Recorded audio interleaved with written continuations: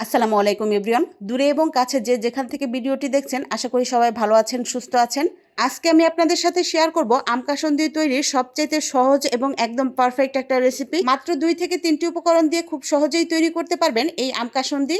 আর এটি খেতে দোকানের আম কাসুন্দির থেকে অনেক বেশি সুস্বাদু, স্বাস্থ্যসম্মত তো অবশ্যই। বাজার থেকে যে সকল আম কাসুন্দি কিনে আমরা খেয়ে থাকি ওগুলোর ভিতরে অনেক ধরনের প্রিজারভেটিভ থাকে যা আমাদের স্বাস্থ্যের জন্য অনেক ক্ষতিকর। তাই আম ফুরিয়ে যাওয়ার আগেই এইভাবে আম কাসুন্দি তৈরি করে সারা বছরের জন্য সংরক্ষণ করতে পারেন। আর ভিডিওটি সম্পূর্ণ ফলো করে যদি আম কাসুন্দি তৈরি করেন তাহলে আমার বিশ্বাস আর কখনোই আপনি আম কাসুন্দি কিনে খেতে চাইবেন না, সবসময় নিজে বানিয়ে খেতে চাইবেন। কারণ এই আম কাসুন্দির টেস্ট দোকানের আম কাসুন্দির তুলনায় অনেক বেশি। আম কাসুন্দি তৈরি করার জন্য একটা পাত্রে নিয়ে নিয়েছি কালো সরিষা। এখানে আমি 1 কাপ পরিমাণ কালো সরিষা নিয়েছি। সবগুলো উপকরণ একদম সঠিক মাত্রায় ব্যবহার করে একবার বাসায় ট্রাই করে দেখবেন, আশা করি সবার কাছে ভালো লাগবে।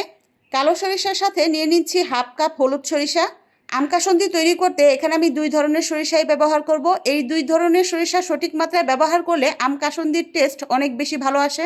আর কাসুন্দির কালারটাও অনেক বেশি সুন্দর হয়, একদম পারফেক্ট দোকানের কেনা কাসুন্দির মতোই কালার আসে। তাই চেষ্টা করবেন এই 2 ধরনের সরিষা একসাথে ব্যবহার করতে। কালো সরিষার ঠিক অর্ধেক পরিমাণ হলুদ সরিষা ব্যবহার করতে হবে, এতে করে ঝাঁজ এবং স্বাদ দুটোটাই পারফেক্ট থাকবে। এখন এগুলোকে 10 মিনিটের মতো ভিজিয়ে রাখবো। 2 কাপ পরিমাণ পানি দিয়ে 10 মিনিটের মতো ভিজিয়ে রাখতে হবে। 10 মিনিটের মতো ভিজিয়ে রাখলেই সরিষাগুলো একটু সফট হয়ে আসবে। এ পর্যায়ে সরিষাগুলোকে খুব ভালো করে ধুয়ে নিতে হবে। 5 থেকে 6 বার পানি পাল্টে এই সরিষাগুলোকে ধুয়ে নিব। একটু সময় নিয়ে খুব ভালো করে সরিষাগুলোকে ধুয়ে নিতে হবে। যেহেতু আম কাসুন্দি তৈরি করছি, আম তো লাগবেই। আমের সাইজ যদি বড় হয় তাহলে একটা আম হলেই যথেষ্ট, আর যদি আমের সাইজগুলো ছোট হয় সেক্ষেত্রে আপনি 2টা আম ব্যবহার করতে পারেন। আমার আমের সাইজগুলো একটু বড় ছিল তাই আমি এখানে একটা আম ব্যবহার করব। এই আমটাকে আমি ধুয়ে সুন্দর করে ছোট ছোট স্লাইস করে কেটে নিব।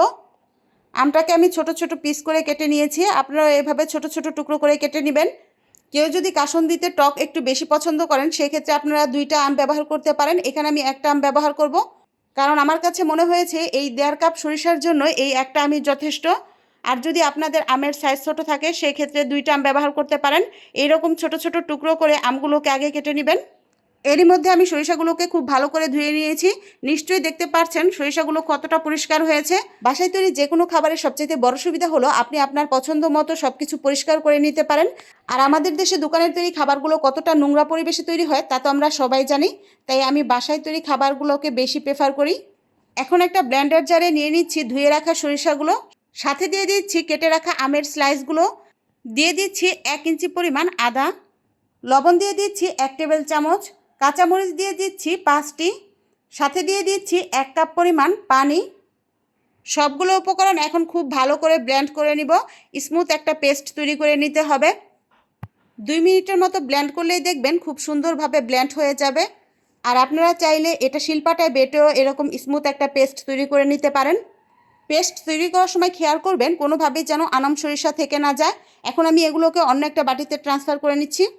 চুলায় একটা প্যান বসিয়ে দিয়ে দিচ্ছি 2 কাপ পরিমাণ পানি। আর আপনাদের হাতের কাছে যদি মেজারমেন্ট কাপ না থাকে সেক্ষেত্রে রেগুলার কাপের 3 কাপ পরিমাণ পানি ব্যবহার করবেন। দিয়ে দিচ্ছি 1 চা চামচ হলুদ, 1 চা চামচ লাল মরিচের গুঁড়ো, সাথে দিয়ে দিচ্ছি 1/3 কাপ চিনি। সবগুলো উপকরণ দিয়ে খুব ভালো করে নেড়েচেড়ে হাই হিটে 2 মিনিটের মতো রান্না করব। 2 মিনিট পর পানিতে বলক চলে আসলে এ পর্যায়ে দিয়ে দিচ্ছি আম সরিষার পেস্টটা দিয়ে খুব ভালো করে নেড়েচেড়ে আরও প্রায় 1 মিনিটের মতো রান্না করে নিব। একটু নেড়েচেড়ে খুব ভালো করে সরিষার এই পেস্টটা পানির সাথে মিশিয়ে নিতে হবে, যাতে সরিষাটা কোথাও দলা পেকে না থাকে। তাই একটু নেড়েচেড়ে খুব ভালো করে পানির সাথে এই সরিষার পেস্টটাকে মিশিয়ে নেবেন।